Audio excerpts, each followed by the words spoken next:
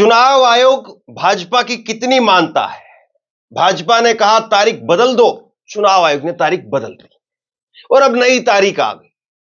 लेकिन सवाल यह है कि तारीख बदलने से क्या भाजपा की तकदीर बदल पाएगी या भाजपा की इस बार छुट्टी होना तय है?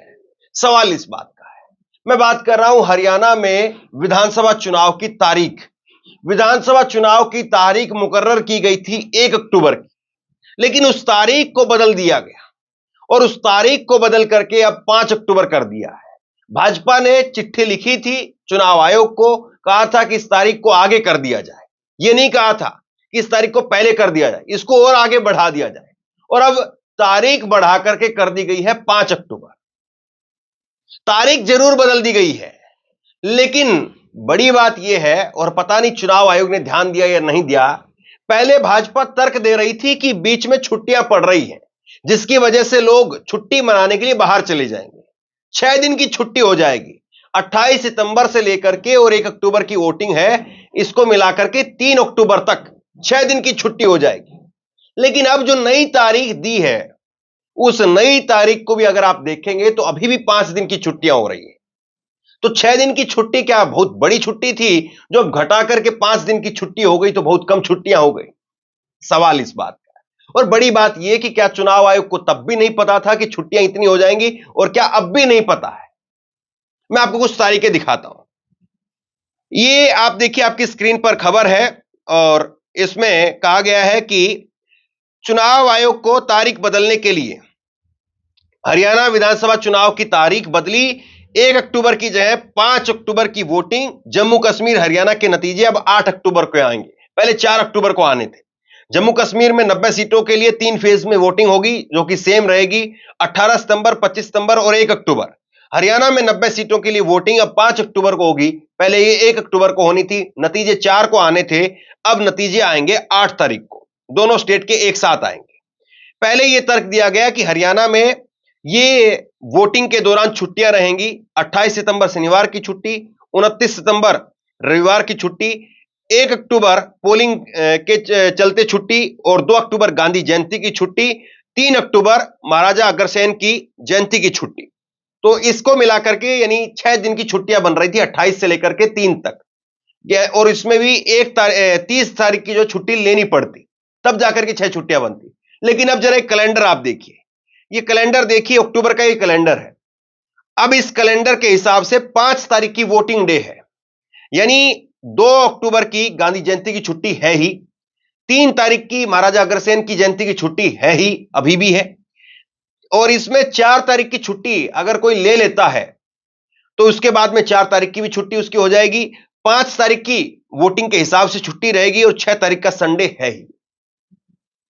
तो कुल मिलाकर के अभी भी लगातार 5 दिनों की छुट्टी एक छुट्टी पर मिल जाएगी। और पहले भी यह था कि 28 से और 3 तारीख तक छुट्टी, उसकी 6 दिन की छुट्टी बन जाती है अगर वो एक छुट्टी 30 तारीख की ले लेता है। तो तब 6 दिन की छुट्टी बन रही थी, अब सिर्फ 5 दिन की छुट्टी बन रही है। तो बताइए क्या बहुत ज्यादा अंतर है? मुझे लगता है बिल्कुल अंतर नहीं है। और अब इसको लेकर के देखिए, भाजपा की तरफ से अनिल विज ने कहा है कि विधानसभा की चुनाव तिथि 1 अक्टूबर से 5 अक्टूबर करने के फैसले पर उन्होंने कहा कि हम चुनाव आयोग का बहुत आभारी हैं। उन्होंने हमारी याचिका पर कार्रवाई करते हुए चुनाव की तारीखों को बदला। हमारा इरादा था कि पहले जो तारीख जारी की गई थी उसके अनुसार लोगों को 5 दिन की छुट्टियां मिलती और लोगों के छुट्टियां या जरूरी काम से बाहर जाने की संभावना होती, इसे मतदान प्रतिशत घटता। इसमें डरने की क्या बात है? यह तो अच्छी बात है कि ज्यादा लोगों को वोटिंग करने का अवसर मिल रहा है। कांग्रेस बिना मतलब की बात करती है। अब अनिल विज जो कि गृह मंत्री थे हरियाणा के, इन्हीं के अगर मान ले जो इनकी प्रतिक्रिया निकल करके सामने आई है अब चुनाव आयोग के इस फैसले पर, अब अनिल विज साहब 5 दिन की छुट्टियां अभी भी हो रही है, जाने वाला अभी भी नहीं रुकेगा। जाने वाला तो तब भी जाता और जाने वाला तो अब भी जाएगा।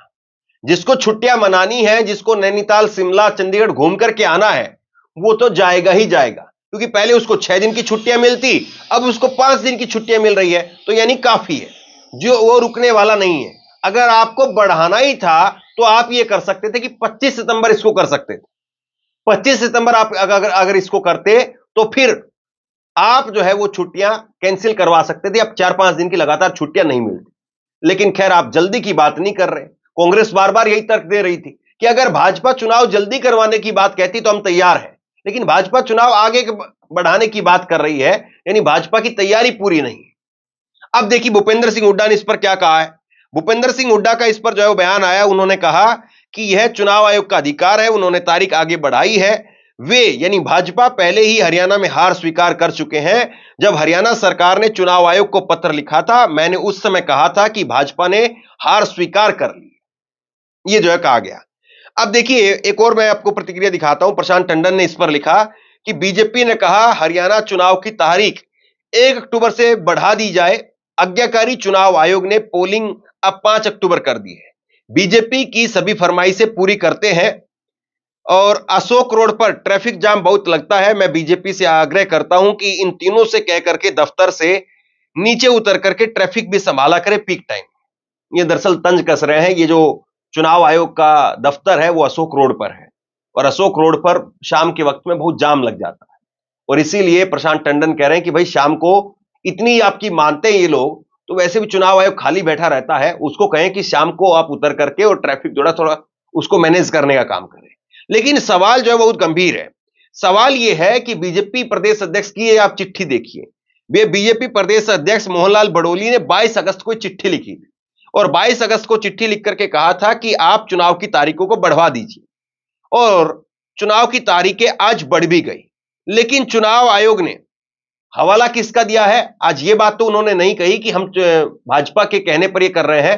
उन्होंने ये चिट्ठी देखिए आप, अखिल भारतीय बिश्नोई महासभा, इसके चिट्ठी से जो है वो उन्होंने बात मानी है कि हम अखिल भारतीय बिश्नोई महासभा की वजह से हम तारीखों को बदल रहे हैं। कमाल की बात है ना साहब, किस तरीके से चुनाव आयोग काम करता है। और चुनाव आयोग शेरो शायरी करने से पहले क्या प्रदेश के नेताओं से, प्रदेश के जो स्टेक होल्डर हैं, चुनाव में लड़ने वाली जो पार्टियां हैं, उनसे क्या जरा भी बात नहीं करता है? क्या जरा भी विचार विमर्श नहीं है? शेरो शायरी के लिए समय है। अभी भी साहब आपने जो तारीख दी है तो 5 छुट्टियां उसमें भी है। यानी बीजेपी, एक कहावत हरियाणा में कही जाती है कि आप चाहे इस तरफ जो है वो सिरहाना करके सो जाए, या खाट के चारपाई के उस तरफ सिरहाना करके सो जाए। आगे की लाइन खैर मैं नहीं बोल सकता हूं, लेकिन ये हरियाणा में कहावत कही जाती है। हरियाणा में कहा जाता है कि आप किसी भी तरफ मुंह कर लें, चाहे इधर मुंह कर लीजिए बेड पर, चाहे उधर मुंह कर लीजिए बेड पर, और आपके जो हिप्स हैं वो तो बीच में ही आएंगे साहब।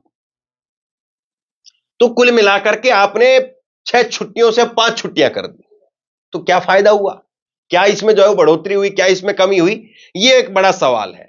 और जब ये सवाल खड़ा किया गया कि भाई बीजेपी यहां पर छुट्टियां क्यों चाहती है, तो बीजेपी ने तर्क दिया था कि हम तो ज्यादा वोटिंग चाहते हैं, तो अब भी वोटिंग उतनी होगी। ये आपको लग रहा है कि वाकई कोई बीजेपी ने बहुत बड़ा जो है उसमें तीर मार दिया है और बीजेपी को बहुत बड़ा फायदा हो गया। लेकिन सबसे बड़ी बात यह है समझने वाली कि जिस तरीके से चुनाव की तारीखें यहां पर बदली है, ये चुनाव की तारीखें बदलने से क्या वाकई तकदीर बदलेगी? कई सर्वे लगातार हरियाणा को लेकर के सामने आए, और हरियाणा को लेकर के जितने सर्वे निकल करके सामने आए, उन सर्वे में जो नतीजा दिखा वो बीजेपी के उलट रहा। अभी एबीपी न्यूज ने एक सर्वे किया, और एबीपी न्यूज के सर्वे में भी कांग्रेस को 58 से 65 सीटें आती हुई दिखाई दी। आप बताइए, इतना जो है वो मार्जिन आप क्रॉस नहीं कर पाएंगे। जब कुछ बराबर की फाइट होती है, कहीं पर लगता है कि आसपास में जो है दोनों पार्टियां हैं, तब जो है ऐसे समीकरण असर जरूर डाल सकते हैं। लेकिन जब मार्जिन ही इतना बड़ा हो, और दूसरी बड़ी बात यह है कि हरियाणा के लोगों के दिमाग में जब डाल दिया गई बात जो है वो डाल दी गई कि छुट्टियां हो रही हैं, तो जब मार्जिन इतना बड़ा हो जाए तो फिर उसमें जो है वो आपके लिए चांस बहुत कम हो जाता है, और आप उसमें बहुत कुछ कर नहीं पाते हैं। और बीजेपी के लिए अभी कम से कम स्थिति वही दिखाई दे रही है।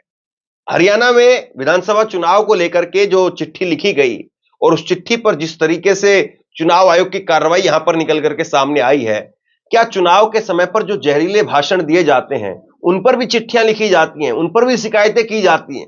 उन शिकायतों पर भी क्या इतना ही असर होगा?